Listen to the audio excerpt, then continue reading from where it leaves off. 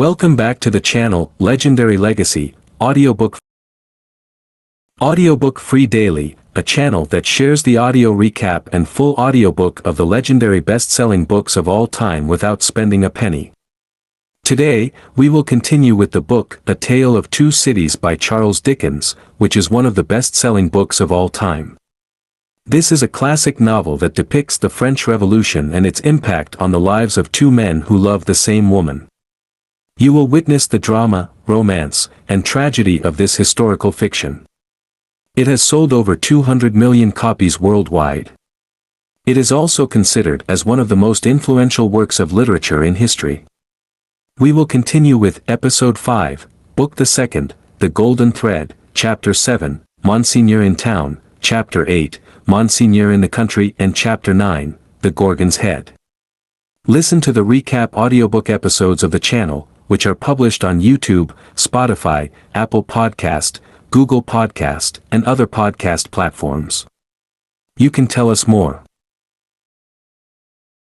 information about any book you would like us to have an audiobook about. Please leave your book info below in the video comments. New audiobook episodes are published daily and recap books are published on Sundays every week. If you find this content useful, please support our channel by liking, commenting on the video, following, subscribing, and sharing this content with your friends and relatives so that we have more motivation to produce more audiobook episodes with the best and latest quality. Thank you for listening and have a nice day. Book the Second, The Golden Thread. Chapter 7, Monseigneur in Town. Monseigneur, one of the great lords in power at the court, held his fortnightly reception in his grand hotel in Paris. Monseigneur was in his inner room, his sanctuary of sanctuaries, the holiest of holiest to the crowd of worshippers in the suite of rooms without. Monseigneur was about to take his chocolate.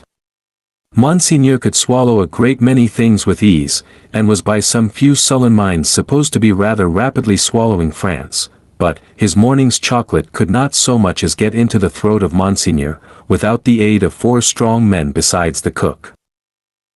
Yes.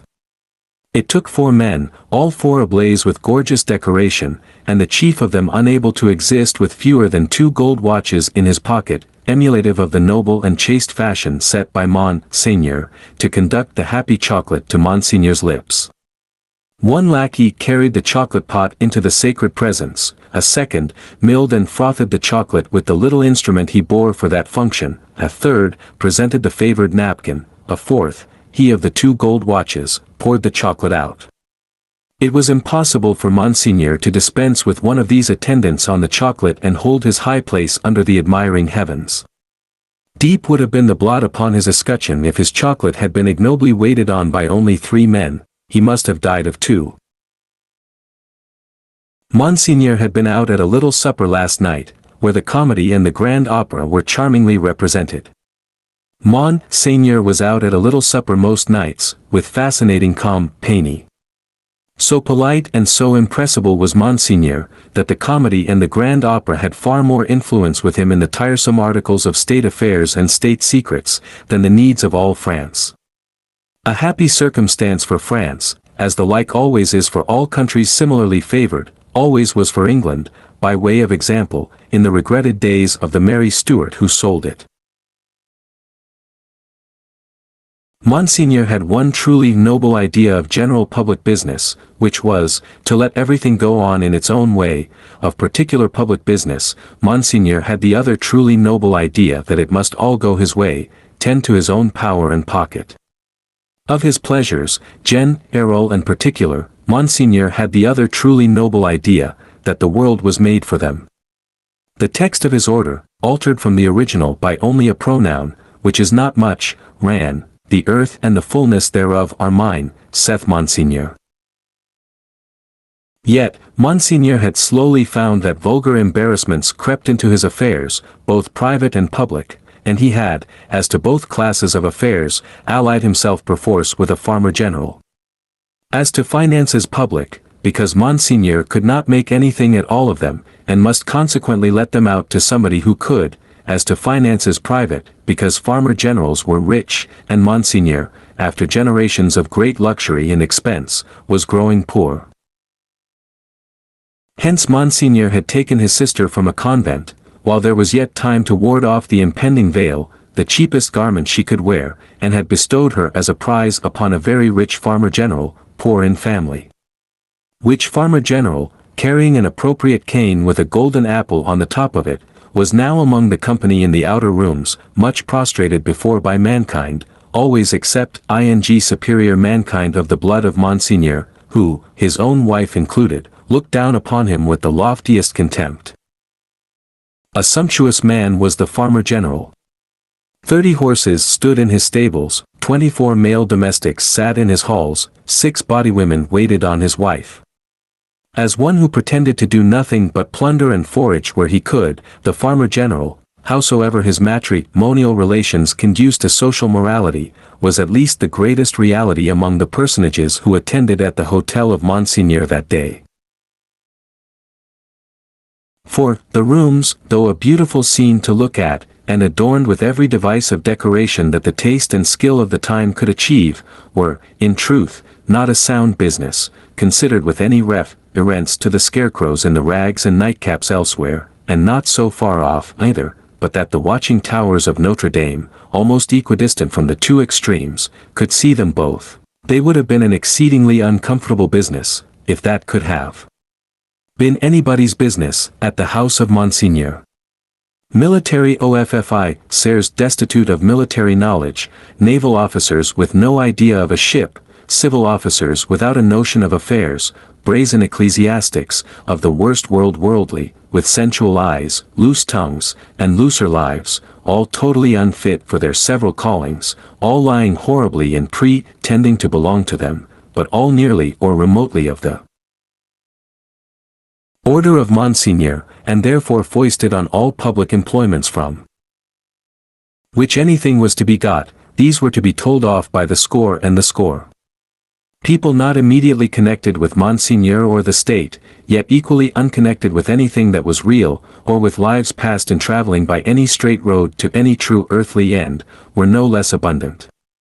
Doctors who made great fortunes out of dainty remedies for imaginary disorders that never existed, smiled upon their courtly patients in the antechambers of Monseigneur. Projectors who had discovered every kind of remedy for the little evils with which the state was touched, except the remedy of setting to work in earnest to root out a single sin, poured their distracting babble into any ears they could lay hold of, at the reception of Monseigneur.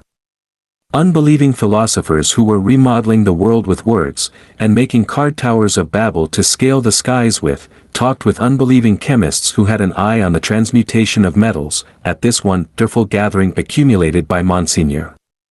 Exquisite gentlemen of the finest breeding, which was at that remarkable time, and has been since, to be known by its fruits of indifference to every natural subject of human interest, were in the most exemplary state of exhaustion, at the hotel of Monseigneur.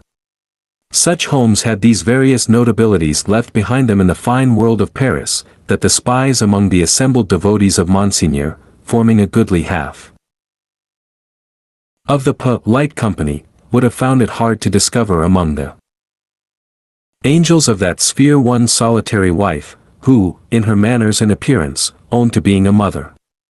Indeed, except for the mere act of bringing a troublesome creature into this world, which does not go far towards the realization of the name of mother, there was no such thing known to the fashion. Peasant women kept the unfashionable babies close, and brought them up, and charming grandmammas of 60 dressed and supped as at 20. The leprosy of unreality disfigured every human creature in attendance upon Monseigneur. In the outermost room were half a dozen exceptional people who had, for a few years, some vague misgiving in them that things in general were going rather wrong. As a promising way of setting them right, half of the half-dozen had become members of a fantastic sect of convulsionists, and were even then considering within themselves whether they should foam, rage, roar, and turn cataleptic on the spot, thereby setting up a highly intelligible fingerpost to the futur, for Monseigneur's guidance. Besides these dervishes, were other 3 who had rushed into another sect, which mended matters with a jargon about the center of truth, holding that man had got out of the center of truth, which did not need much demonstration, but had not got out of the circumference, and that he was to be kept from flying out of the circumference, and was even to be shoved back into the tsin tray, by fasting and seeing of spirits. Among these, accordingly, much discoursing with spirits went on, and it did a world of good which never became manifest. But, the comfort was, that all the company at the Grand Hotel of Monseigneur were perfectly dressed. If the day of judgment had only been ascertained to be a dress day, everybody there would have been eternally correct.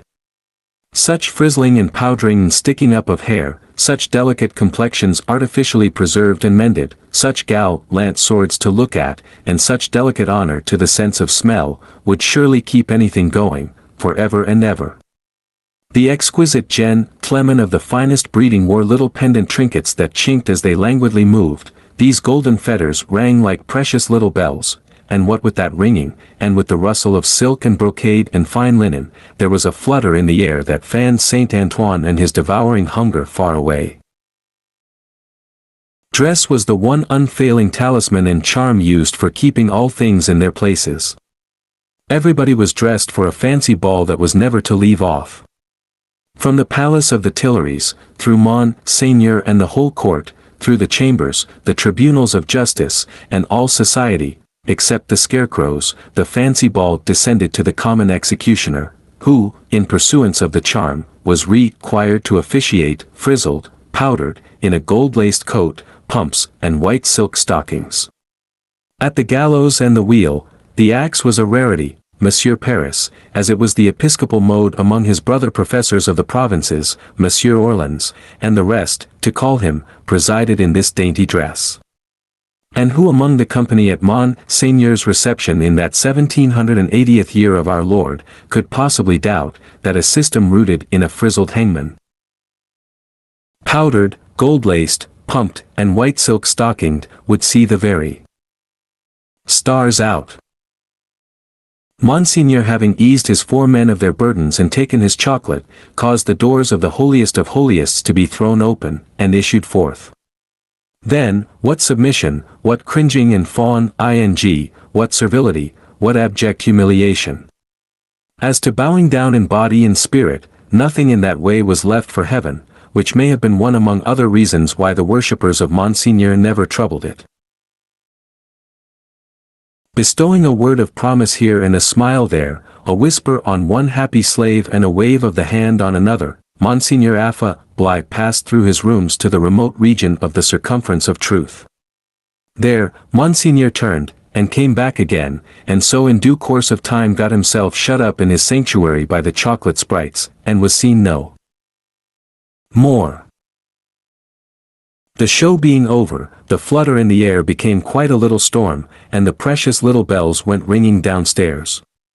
There was soon but one person left of all the crowd, and he, with his hat under his arm and his snuff-box in his hand, slowly passed among the mirrors on his way out. "I devote you," said this person, stopping at the last door on his way, and turning in the direction of the sanctuary, "to the devil." With that, he shook the snuff from his fingers as if he had shaken the dust from his feet, and quietly walked downstairs. He was a man of about 60, handsomely dressed, haughty in manner, and with a face like a fine mask. A face of a transparent paleness, every feature in it clearly defined, one set expression on it. The nose, beautifully formed otherwise, was very slightly pinched at the top of each nostril. In those 2 compressions, or dints, the only little change that the face ever showed, resided. They persisted in changing color sometimes, and they would be occasionally dilated and contracted by something like a faint pulsation. Then, they gave a look of treachery and cruelty to the whole countenance. Examined with attention, its capacity of helping such a look was to be found in the line of the mouth, and the lines of the orbits of the eyes, being much too horizontal and thin. Still, in the effect of the face made, it was a handsome face, and a remarkable one. Its owner went downstairs into the courtyard, got into his carriage, and drove away. Not many people had talked with him at the reception. He had stood in a little space apart, and Monseigneur might have been warmer in his manner. It appeared, under the circumstances, rather agreeable to him to see the common people dispersed before his horses, and often barely escaping from being run down.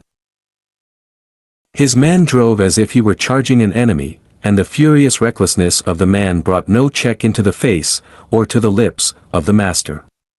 The calm plaint had sometimes made itself audible, even in that deaf city and dumb age, that, in the narrow streets without footways, the fierce patrician custom of hard driving endangered and maimed the mere vulgar in a barbarous manner. But, few cared enough for that to think of it a second time, and, in this matter, as in all others, the common wretches were left to get out of their difficulties as they could. With a wild rattle and clatter, and an inhuman abandonment of consideration not easy to be understood in these days, the carriage dashed through streets and swept round corners, with women screaming before it, and men clutching each other and clutching children out of its way. At last, swooping at a street corner by a fountain, one of its wheels came to a sickening little jolt, and there was a loud cry from a number of voices, and the horses reared and plunged. But for the latter inconvenience, the carriage probably would not have stopped. Carriages were often known to drive on, and leave their wounded behind, and why not? But the frightened valet had got down in a hurry, and there were 20 hands at the horses' bridles. "What has gone wrong?" said Monsieur, calmly looking out. A tall man in a nightcap had caught up a bundle from among the feet of the horses, and had laid it on the basement of the fountain, and was down in the mud and wet, howling over it like a wild animal. "Pardon, Monsieur the Marquis," said a ragged and submissive man, "it is a child." "Why does he make that abominable noise? Is it his child?" "Excuse me, Monsieur the Marquis, it is a pity, yes." The fountain was a little removed, for the street opened, where it was, into a space some 10 or 12 yards square. As the tall man suddenly got up from the ground, and came running at the carriage, Monsieur the Marquis clapped his hand for an instant on his sword hilt.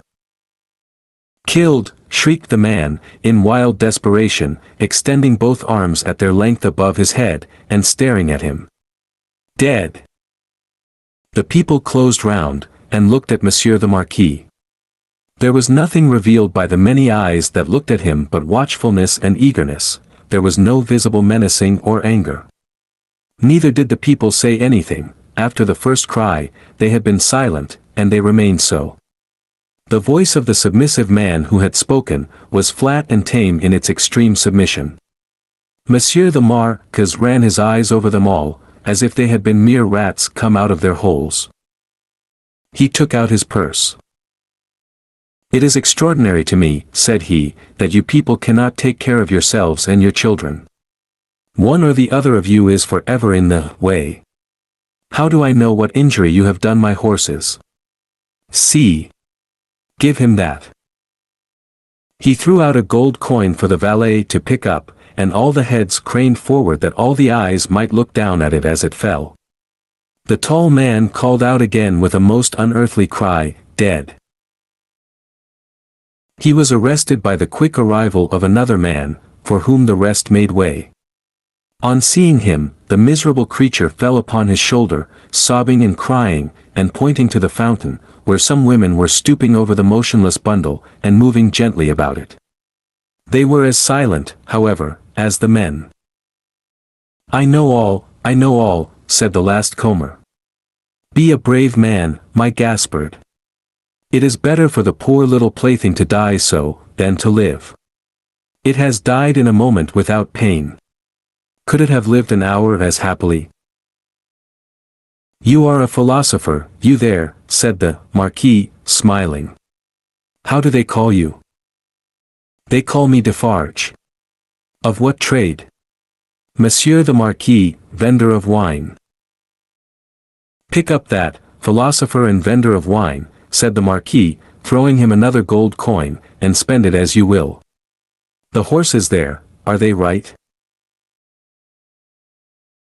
Without deigning to look at the assemblage a second time, Monsieur the Marquis leaned back in his seat, and was just being driven away with the air of a gentleman who had accidentally broke some common thing, and had paid for it, and could afford to pay for it, when his ease was suddenly disturbed by a coin flying into his carriage, and ringing on its floor.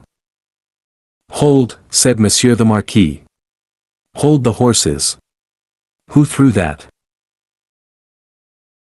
He looked to the spot where Defarge the vendor of wine had stood, a moment before, but the wretched father was grovelling on his face on the pavement in that spot, and the figure that stood beside him was the figure of a dark stout woman, knitting. "You dogs," said the Marquis, but smoothly, and with an unchanged front, except as to the spots on his nose, "I would ride over any of you very willingly, and exterminate you from the earth. If I knew which rascal threw at the carriage, and if that brigand were sufficiently near it, he should be crushed under the wheels." So cowed was their condition, and so long and hard their experience of what such a man could do to them, within the law and beyond it, that not a voice, or a hand, or even an eye was raised. Among the men, not one. But the woman who stood knitting looked up steadily, and looked the Marquis in the face.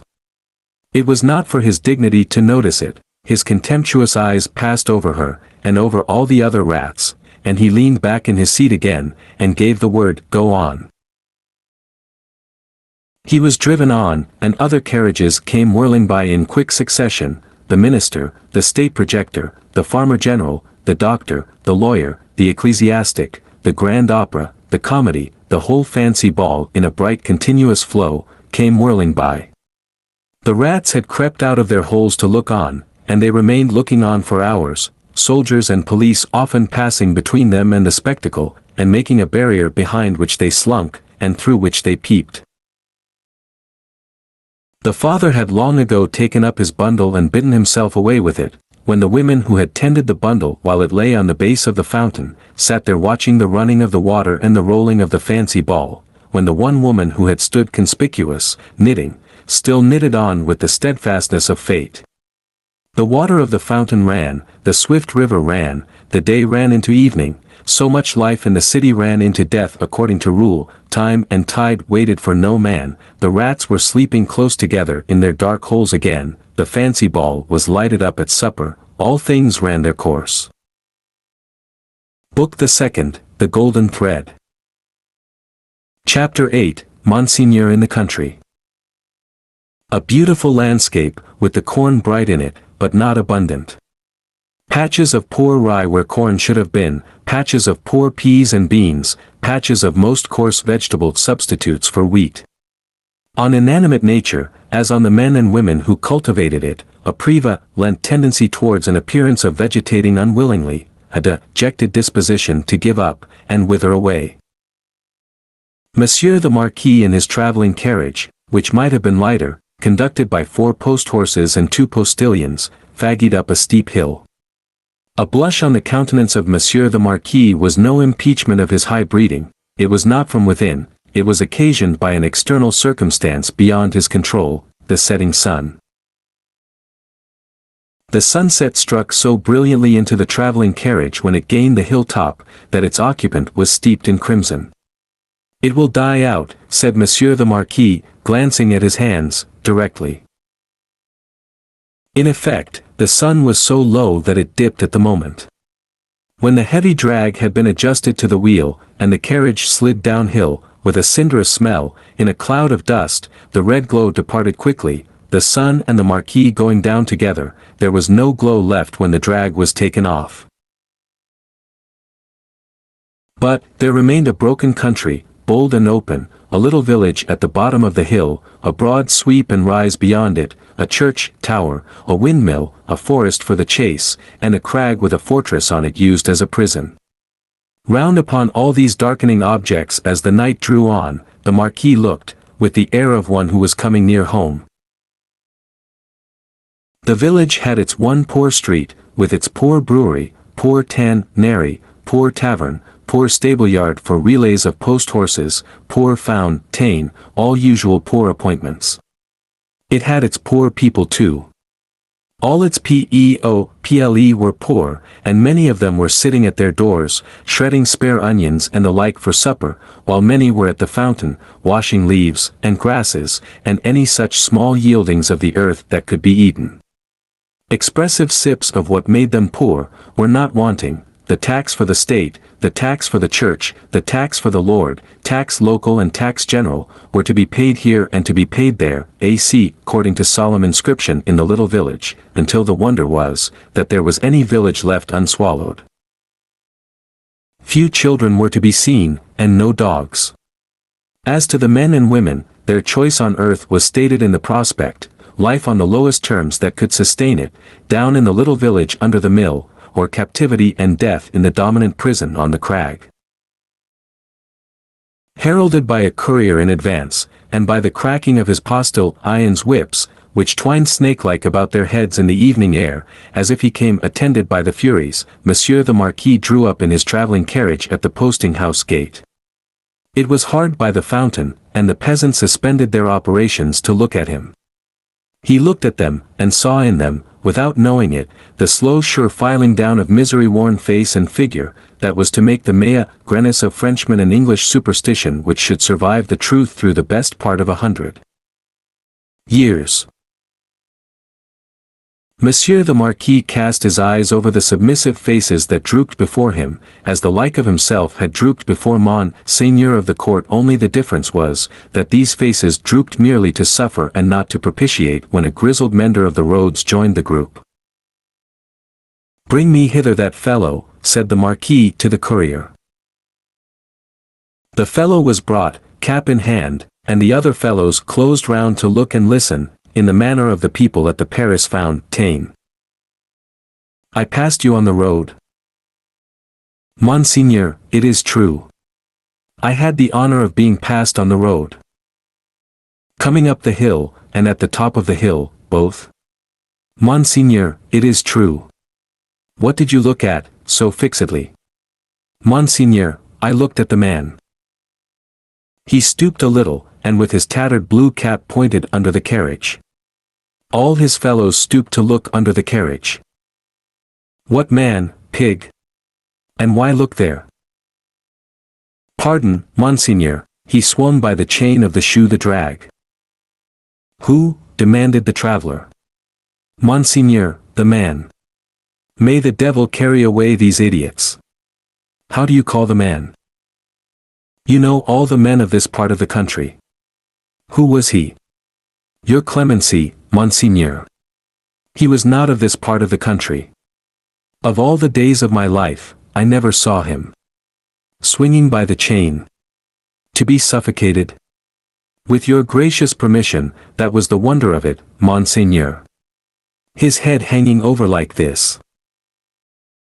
He turned himself sideways to the carriage, and leaned back, with his face thrown up to the sky, and his head hanging down, then aired himself, fumbled with his cap, and made a bow. Monseigneur, he was whiter than the miller. All covered with dust, white as a spectre, tall as a spectre. The picture produced an immense sensation in the little crowd, but all eyes, without comparing notes with other eyes, looked at Monsieur the Marquis. Perhaps, to observe whether he had any spectre on his conscience. "Truly, you did well," said the Marquis, felicitously sensible that such vermin were not to ruffle him, "to see a thief accompanying my carriage, and not open that great mouth of yours. Bah! Put him aside, Monsieur Gabelle."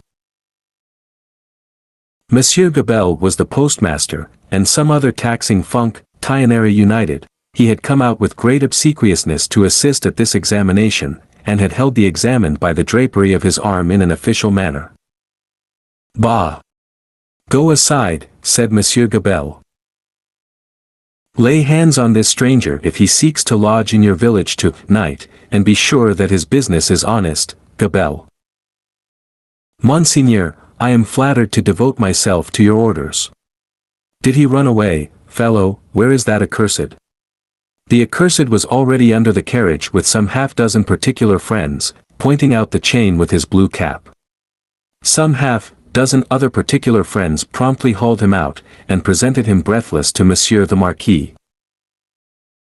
"Did the man run away, dolt, when we stopped for the drag?" "Monseigneur, he precipitated himself over the hillside, head first, as a person plunges into the river." "See to it, Gabelle. Go on." The half-dozen who were peering at the chain were still among the wheels. Like sheep, the wheels turned so suddenly that they were lucky to save their skins and bones. They had very little else to save, or they might not have been so fortunate. The burst with which the carriage started out of the village and up the rise beyond, was soon checked by the steepness of the hill. Gradually, it subsided to a foot pace, swinging and lumbering upward among the many sweet scents of a summer night. The postilions, with 1,000 gossamer gnats circling about them in lieu of the furies, quietly mended the points to the lashes of their whips. The valet walked by the horses. The courier was audible, trotting on ahead into the dun distance. At the steepest point of the hill there was a little burial ground, with a cross and a new large figure of our Saviour on it. It was a poor figure in wood, done by some inexperienced rustic carver, but he had studied the figure from the life this own life, maybe for it was dreadfully spare and thin. To this distressful emblem of a great distress that had long been growing worse, and was not at its worst, a woman was kneeling. She turned her head as the carriage came up to her, rose quickly, and presented herself at the carriage door. "It is you, Monseigneur. Monseigneur, a petition." With an exclamation of impatience, but with his unchangeable face, Monseigneur looked out. "How, then? What is it?" "Always petitions." "Monseigneur. For the love of the great God. My husband, the forester." "What of your husband, the forester?" "Always the same with you people. He cannot pay something." "He has paid all, Monseigneur. He is dead." "Well. He is quiet. Can I restore him to you?" "Alas, no, Monseigneur. But he lies yonder, under a little heap of poor grass." "Well." "Monseigneur, there are so many little heaps of poor grass." Again, "Well." She looked an old woman, but was young. Her manner was one of passionate grief. By turns she clasped her veinous and knotted hands together with wild energy, and laid one of them on the carriage door, tenderly, caressingly, as if it had been a human breast, and could be expected to feel the appealing touch. "Monseigneur, hear me. Monseigneur, hear my petition. My husband died of want, so many die of want, so many more will die of want." Again, "Well. Can I feed them?" "Monseigneur, the good God knows, but I don't ask it. My petition is, that a morsel of stone or wood, with my husband's name, may be placed over him to show where he lies. Otherwise, the place will be quickly forgotten, it will never be found when I am dead of the same malady, I shall be laid under some other heap of poor grass. Monseigneur, they are so many, they increase so fast, there is so much want. Monseigneur. Monseigneur." The valet had put her away from the door, the carriage had broken into a brisk trot, the postilions had quickened the pace, she was left far behind, and Monseigneur, again escorted by the Furies, was rapidly diminishing the league or two of distance that remained between him and his chateau. The sweet scents of the summer night rose all around him, and rose, as the rain falls, impartially, on the dusty, ragged, and toil-worn group at the fountain not far away, to whom the mender of roads, with the aid of the blue cap without which he was nothing, still enlarged upon his man like a spectre, as long as they could bear it. By degrees, as they could bear no more, they dropped off one by one, and lights twinkled in little casements, which lights, as the casements darkened, and more stars came out, seemed to have shot up into the sky instead of having been extinguished. The shadow of a large high-roofed house, and of many overhanging trees, was upon Monsieur the Marquis by that time, and the shadow was exchanged for the light of a flambeau, as his carriage stopped, and the great door of his chateau was opened to him. "Monsieur Charles, whom I expect, is he arrived from England?" "Monseigneur, not yet." Book the Second, The Golden Thread. Chapter 9, The Gorgon's Head. It was a heavy mass of building, that chateau of Monsieur the Marquis, with a large stone courtyard before it, and 2 stone sweeps of staircase meeting in a stone terrace before the principal door. A stony business altogether, with heavy stone balustrades, and stone urns, and stone flow-airs, and stone faces of men, and stone heads of lions, in all directions. As if the Gorgon's head had surveyed it, when it was finished, toots and turies ago. Up the broad flight of shallow steps, Monsieur the Marquis, flambeau preceded, went from his carriage, sufficiently disturbing the darkness to elicit loud remonstrance from an owl in the roof of the great pile of stable building away among the trees. All else was so quiet, that the flambeau carried up the steps, and the other flambeau held at the great door, burnt as if they were in a close room of state, instead of being in the open night air. Other sound than the owl's voice there was none, save the failing of a fountain into its stone basin, for it was one of those dark nights that hold their breath by the hour together, and then heave a long low sigh, and hold their breath again. The great door clanged behind him, and Monsieur the Marquis crossed a hall grim with certain old boar spears, swords, and knives of the chase, grimmer with certain heavy riding rods and riding whips, of which many a peasant, gone to his benefactor death, had felt the weight when his lord was angry.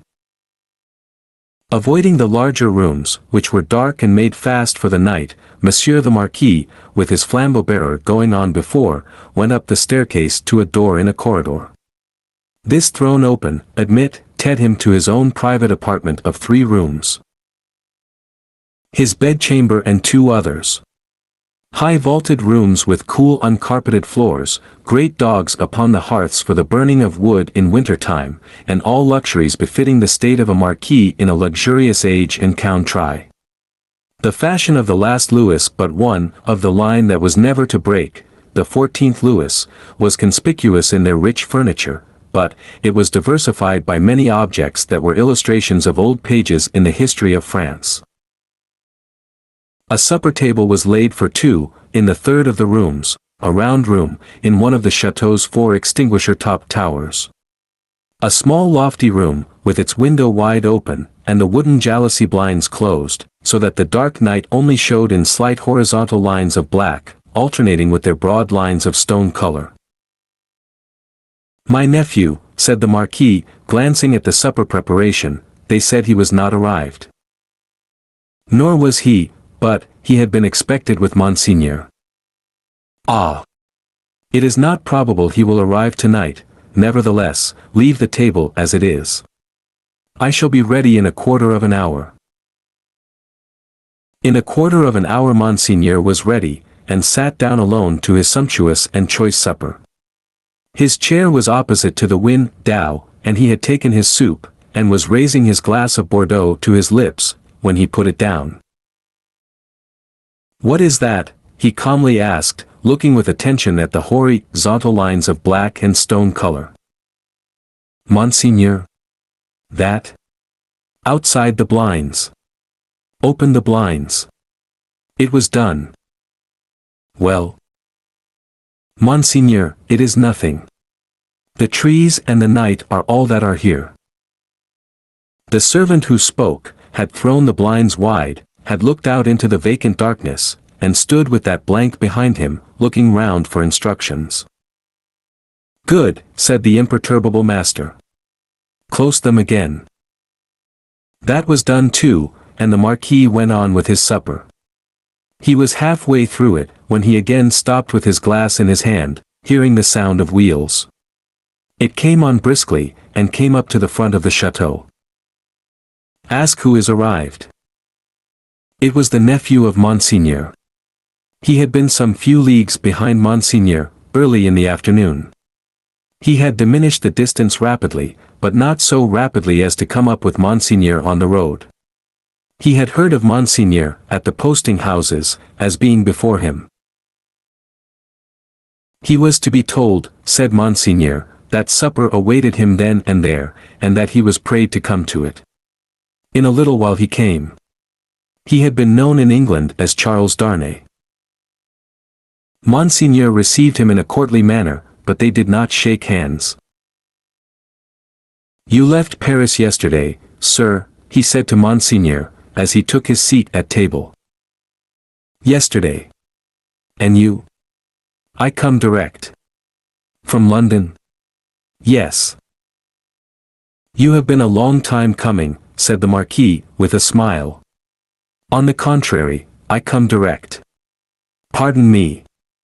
I mean, not a long time on the journey, a long time intending the journey. I have been detained by, the nephew stopped a moment in his answer, various business. Without doubt, said the polished uncle. So long as a servant was present, no other words passed between them. When coffee had been served and they were alone together, the nephew, looking at the uncle and meeting the eyes of the face that was like a fine mask, opened a conversation. I have come back, sir, as you anticipate, pursuing the object that took me away. It carried me into great and unexpected peril, but it is a sacred object, and if it had carried me to death I hope it would have sustained me. Not to death, said the uncle, it is not necessary to say, to death. I doubt, sir, returned the nephew, whether, if it had carried me to the utmost brink of death, you would have cared to stop me there.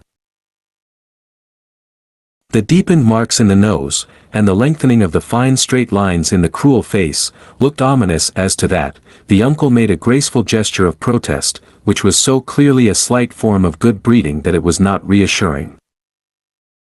Indeed, sir, pursued the nephew, for anything I know, you may have expressly worked to give a more suspicious appearance to the pickiest circumstances that surrounded me. No, no, no, said the uncle, pleasantly.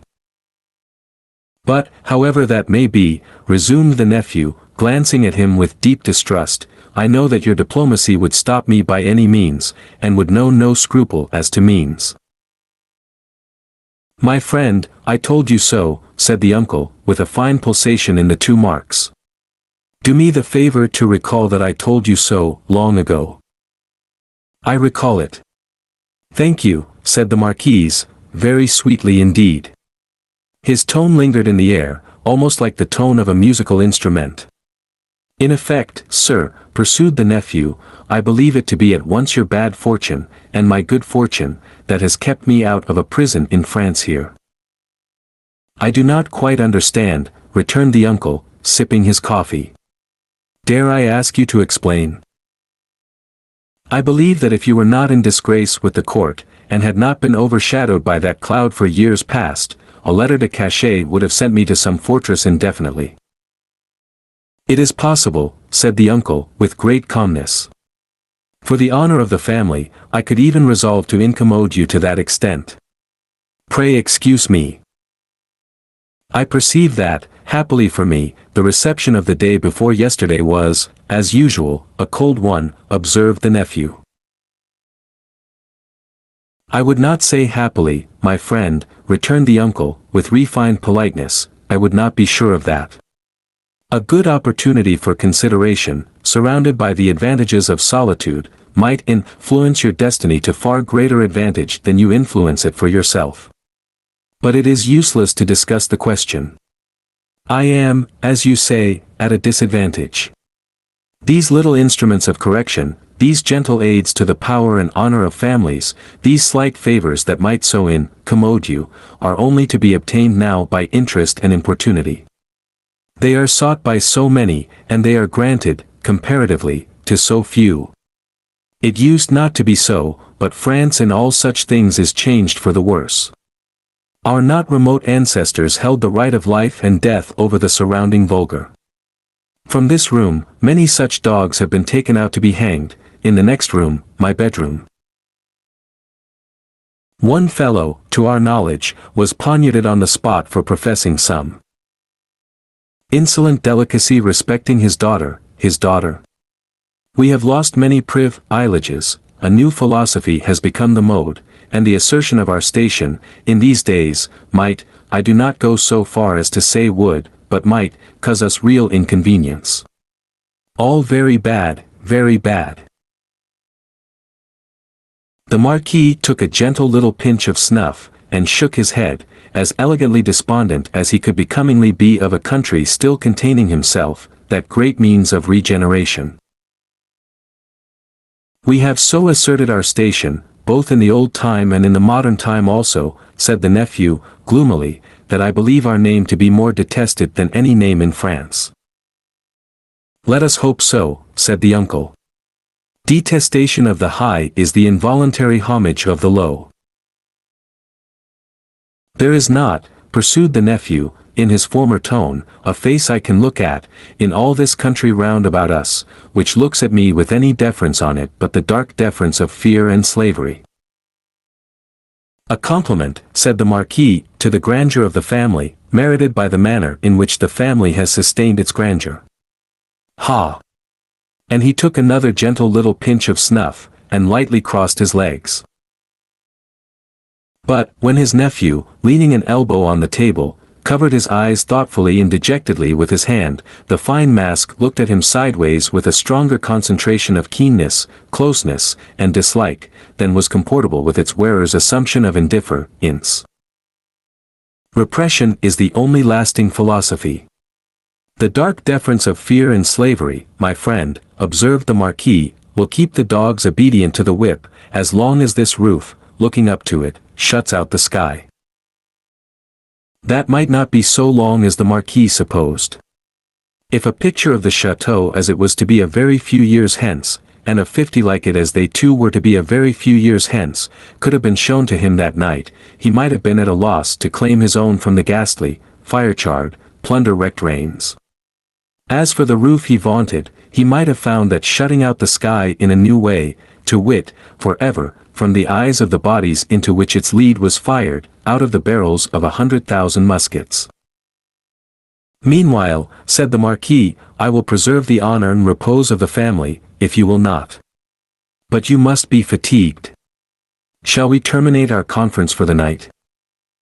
A moment more. An hour, if you please. Sir, said the nephew, we have done wrong, and are reaping the fruits of wrong. We have done wrong, repeated the Marquis, with an inquiring smile, and delicately pointing, first to his nephew, then to himself. Our family, our honorable family, whose honor is of so much account to both of us, in such different ways. Even in my father's time, we did a world of wrong, injuring every human creature who came between us and our pleasure, whatever it was. Why need I speak of my father's time, when it is equally yours? Can I separate my father's twin brother, joint inheritor, and next successor, from himself? Death has done that, said the Marquis. And has left me, answered the nephew, bound to a system that is frightful to me, responsible for it, but powerless in it, seeking to execute the last request of my dear mother's lips, and obey the last look of my dear mother's eyes, which implored me to have mercy and to redress, and tortured by seeking assistance and power in vain. Seeking them from me, my nephew, said the Marquis, touching him on the breast with his forefinger, they were now standing by the hearth, you will forever seek them in vain, be assured. Every fine straight line in the clear whiteness of his face, was cruelly, craftily, and closely compressed, while he stood looking quietly at his nephew, with his snuff-box in his hand. Once again he touched him on the breast, as though his finger were the fine point of a small sword, with which, in delicate finesse, he ran him through the body, and said, my friend, I will die, perpetuating the system under which I have lived. When he had said it, he took a culminating pinch of snuff, and put his box in his pocket. Better to be a rational creature, he added then, after ringing a small bell on the table, and accept your natural destiny. But you are lost, Monsieur Charles, I see. This property in France are lost to me, said the nephew, sadly, I renounce them. Are they both yours to renounce? France may be, but is the property? It is scarcely worth mentioning, but, is it yet? I had no intention, in the words I used, to claim it yet. If it passed to me from you, tomorrow, which I have the vanity to hope is not probable, or 20 years hence, you do me too much honor, said the Marquis, still, I prefer that supposition. I would abandon it, and live otherwise and elsewhere. It is little to relinquish. What is it but a wilderness of misery and ruin? Ha, said the Marquis, glancing round the luxurious room. To the eye it is fair enough, here, but seen in its integrity, under the sky, and by the daylight, it is a crumbling tower of waste, mismanagement, extortion, debt, mortgage, oppression, hunger, nakedness, and suffering. Ha, said the Marquis again, in a well-satisfied manner.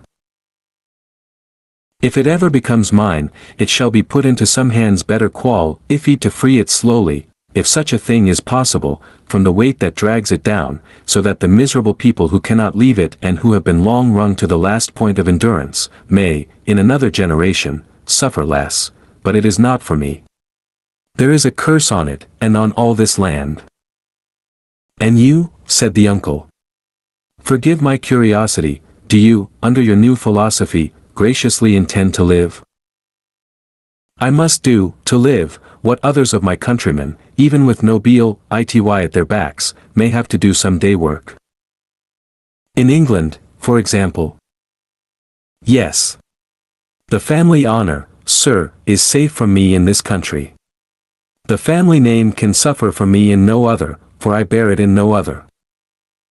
The ringing of the bell had caused the adjoining bedchamber to be lighted. It now shone brightly, through the door of communication. The Marquis looked that way, and listened for the retreating step of his valet. England is very attractive to you, seeing how indifferently you have prospered there, he observed then, turning his calm face to his nephew with a smile. I have already said, that for my prospering there, I am sensible I may be indebted to you, sir. For the rest, it is my refuge. They say, those boastful English, that it is the refuge of many. You know a compatriot who has found a refuge there? A doctor? Yes. With a daughter? Yes. Yes, said the Marquis. You are fatigued. Good night. As he bent his head in his most courtly manner, there was a secrecy in his smiling face, and he conveyed an air of mystery to those words, which struck the eyes and ears of his nephew forcibly. At the same time, the thin straight lines of the setting of the eyes, and the thin straight lips, and the markings in the nose, curved with a sarcasm that looked handsomely diabolic. Yes, repeated the Marquis. A doctor with a daughter. Yes. So commences the new philosophy. You are fatigued. Good night.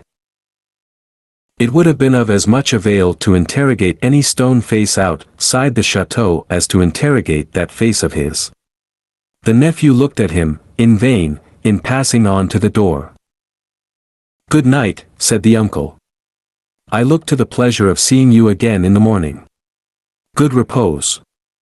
Light monsieur my nephew to his chamber there, and burn monsieur my nephew in his bed, if you will, he added to himself, before he rang his little bell again, and summoned his valet to his own bedroom. The valet come and gone, Monsieur the Marquis walked to and fro in his loose chamber robe, to prepare himself gently for sleep, that hot still night. Rustling about the room, his softly slippered feet making no noise on the floor, he moved like a refined tiger, looked like some enchanted marquis of the impenitently wicked sort, in story, whose periodical change into tiger form was either just going off, or just coming on. He moved from end to end of his voluptuous bedroom, looking again at the scraps of the day's journey that came unbidden into his mind, the slow toil up the hill at sunset, the setting sun, the descent, the mill, the prison on the crag, the little village in the hollow, the peasants at the fountain, and the mender of roads with his blue cap pointing out the chain under the carriage. That fountain suggested the Paris fountain, the little bundle lying on the step, the women bending over it, and the tall man with his arms up, crying, dead. I am cool now, said Monsieur the Marquis, and may go to bed. So, leaving only one light burning on the large hearth, he let his thin gauze curtains fall around him, and heard the night break its silence with a long sigh as he composed himself to sleep. The stone faces on the outer walls stared blindly at the black night for 3 heavy hours.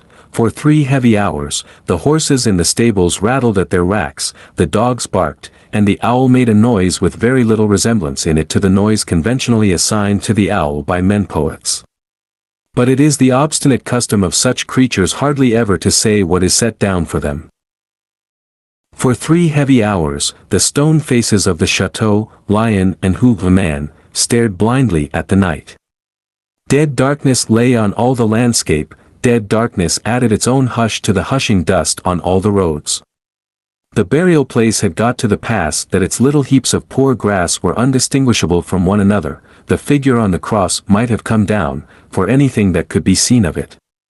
In the village, taxers and taxed were fast asleep. Dreaming, perhaps, of banquets, as the starved usually do, and of ease and rest, as the driven slave and the yoked ox may. Its lean inhabitants slept soundly, and were fed and freed. The fountain in the village flowed unseen and unheard, and the fountain at the chateau dropped unseen and unheard, both melting away, like the minutes that were falling from the spring of time, through 3 dark hours.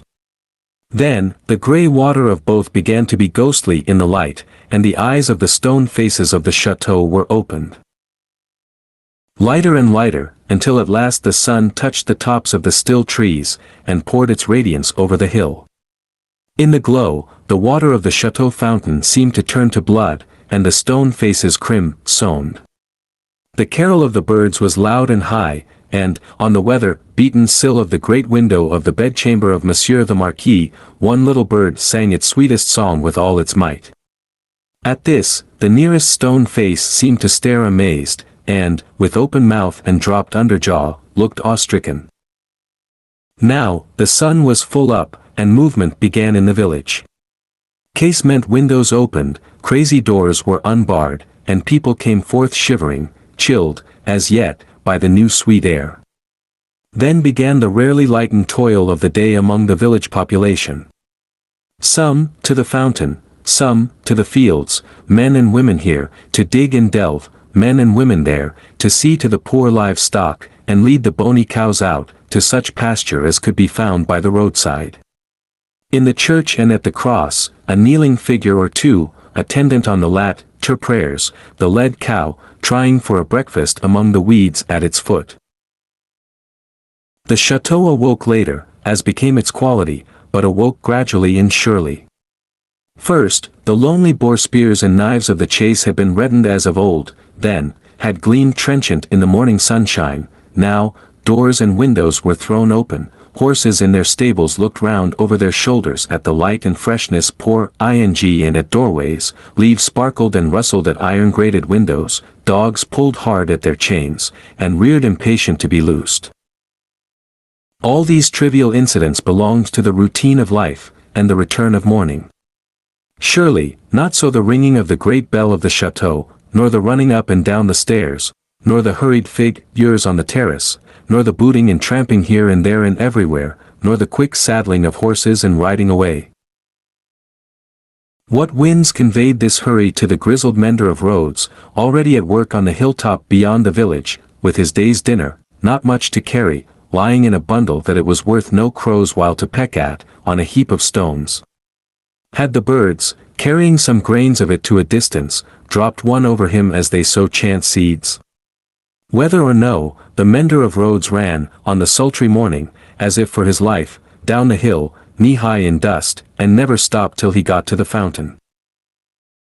All the people of the village were at the fountain, standing about in their depressed manner, and whispering low, but showing no other emotions than grim curiosity and surprise. The led cows, hastily brought in and tethered to anything that would hold them, were looking stupidly on, or lying down chewing the cud of nothing, particularly repaying their trouble, which they had picked up in their interrupted saunter. Some of the people of the chateau, and some of those of the posting house, and all the taxing authorities, were armed more or less, and were crowded on the other side of the little street in a purposeless way, that was highly fraught with nothing. Already, the mender of roads had penetrated into the midst of a group of 50 particular friends, and was smiting himself in the breast with his blue cap. What did all this portend, and what portended the swift hoisting up of Monsieur Gabelle? Behind a servant on horseback, and the conveying away of the said Gabelle. Double laden though the horse was, at a gallop, like a new version of the German ballad of Leonora. It portended that there was one stone face too many, up at the chateau. The Gorgon had surveyed the building again in the night, and had added the one stone face wanting, the stone face for which it had waited through about 200 years. It lay back on the pillow of Monsieur the Marquis. It was like a fine mask, suddenly startled, made angry, and petrified. Driven home into the heart of the stone figure attached to it, was a knife. Round its hilt was a frill of paper, on which was scrawled, "Drive him fast to his tomb." This, from Jacques.